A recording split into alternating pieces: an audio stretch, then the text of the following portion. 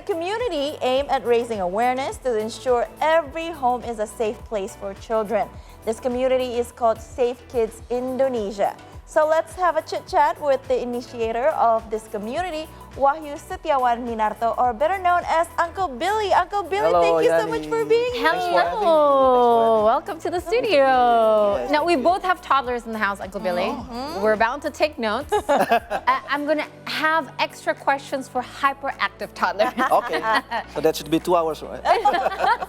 Well, we have at least this hour. Okay, sure. Well, first of all, what do you think are the most, according to data, most common accidents that occur at home when it comes to little children? Okay, the data from WHO indicates that there are several unintentional injuries occurs at home, also at while traveling, and also in the activity place. Yeah. So the first is, of course, a road injury if you're talking about traveling, and then poisoning, and then drowning, and the most occur at home is slip, trip, and fall actually. Slip, Yeah. trip, and fall. All right, so I mean, if we're talking about the household at Yeah. home, what are items in the household that can be harmful to children? I know my little girl likes, for some reason, whenever she sees cables, Yeah. we're like, okay, that's a toy right there. Yeah. Of course, So, yeah. but what is it? What's the most harmful? Depending on the room, yeah, because we identify the hazard room by room. For example, okay. in the living room or in the guest room, probably electrical is Yeah. the most harmful. In the kitchen, which is, many hazards there, we're talking about sharp objects, we're talking about fire, we're talking about chemicals, and we're talking about heavy stuff that can fall right Yeah. into your children. Yeah. Yeah. So what about rooms? Because even the smallest thing, like you mentioned slip, trip, and fall, right? Yeah. Stairs, Of course, and yeah. then we have like where corners. Yeah. How can we assure the safety of our children without actually limiting their movement space, Yeah, okay. opportunities for them to explore? That's a That's always the dilemma between parents. Sure, that's a 1 million question there, right there. First, we have to go back before how do we educate the children. That's how we educate ourselves. This seems corny, yeah, but it's true because even before you become a parent, you have to educate yourself Yeah, about yeah. safety. So if you are with your couple already intending to have a child, then you have to get to know safety and planning what type of homes do you want to have, and then what type of furniture do you want to have. Yeah. We call it in the Safe Kids, we call it rumah yang bertumbuh, developing house, home. So when you just have a little baby, you don't want to have a lot of furniture there. You want to have a lot of space for her or him to play, to run around, Explore. to explore.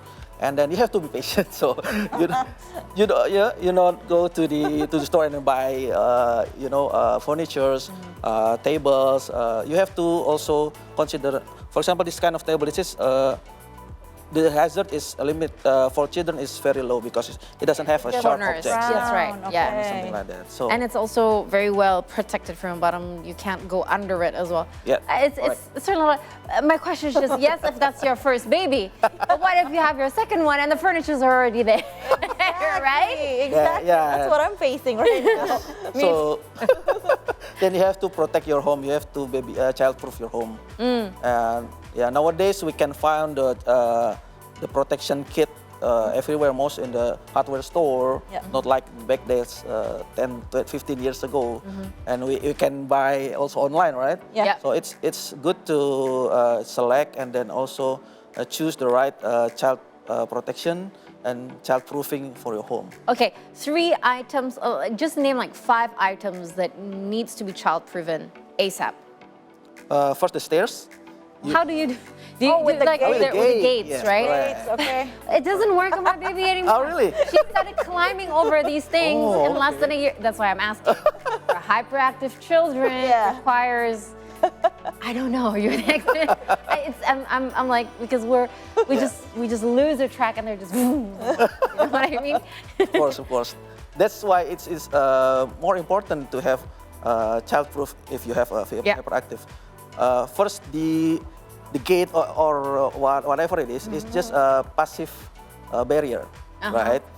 Once you get out of sight of the children, he or she will climb up or she try to open something like that. It's important if your children already can walk or run.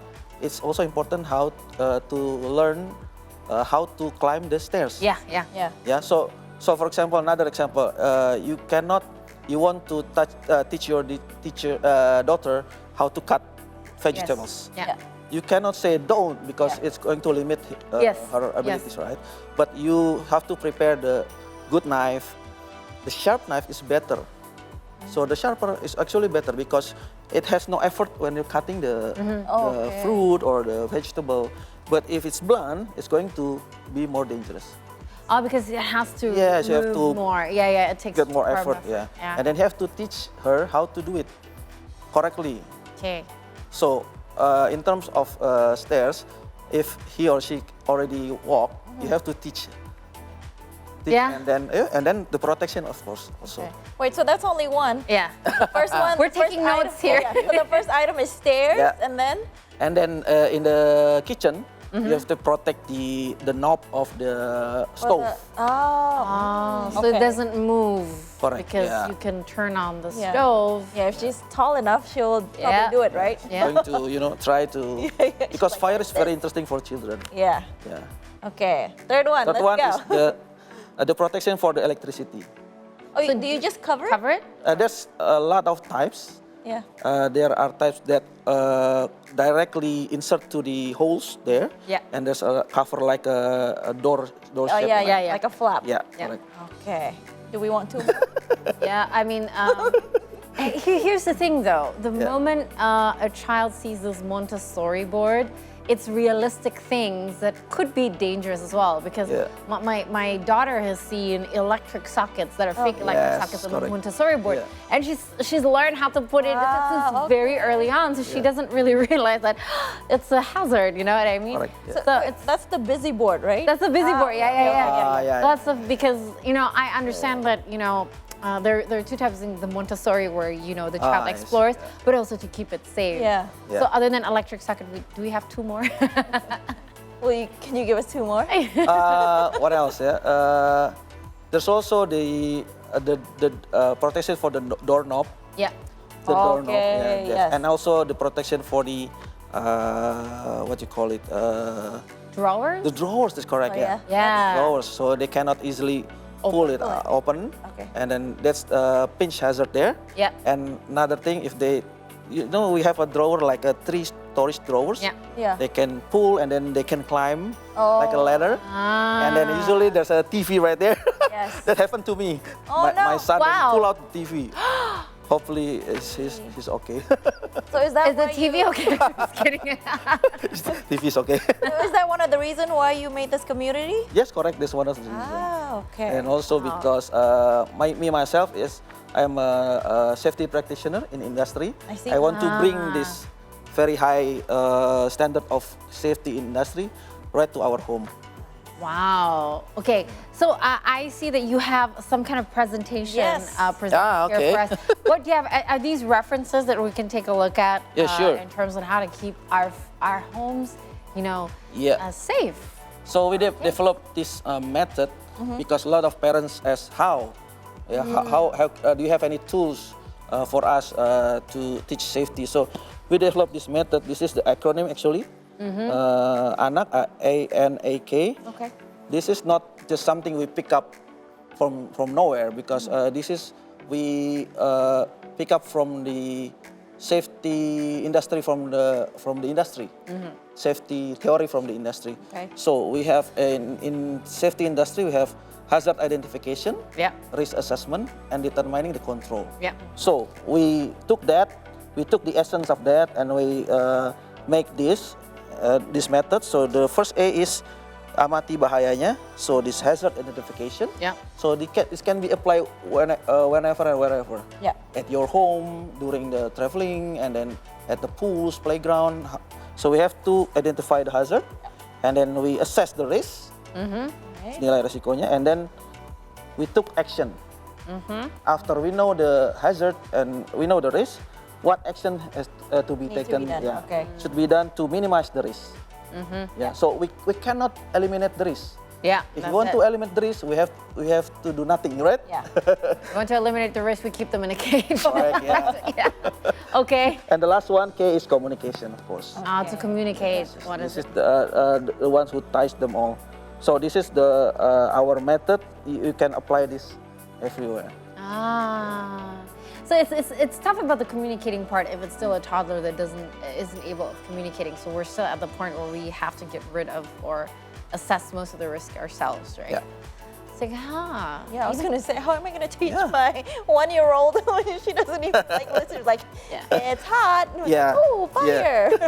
well, by touching fire. No, I'm just but no, I'm kidding. But I think children are capable of identifying things that are harmful to them when she knows that something is uncomfortable, right? Like hot water, for instance. Correct. If it's too hot, they will tell us, so they know that it's too hot. I'm never going to touch it again. It's like, but I know that this sounds really bad for a parent to say, because I feel like sometimes the child just really needs to experience things to learn. Oh, yes. But there are, of course, risk assessments that we need to do. What risks, to really look at what can they experience, learn by doing, and what they cannot, obviously, because there are things that are definitely unnegotiable. So we're going to talk more about this. We're going to take a short break in the meantime, and Uncle Billy will be right here with us when we come back after a short break. Stay tuned.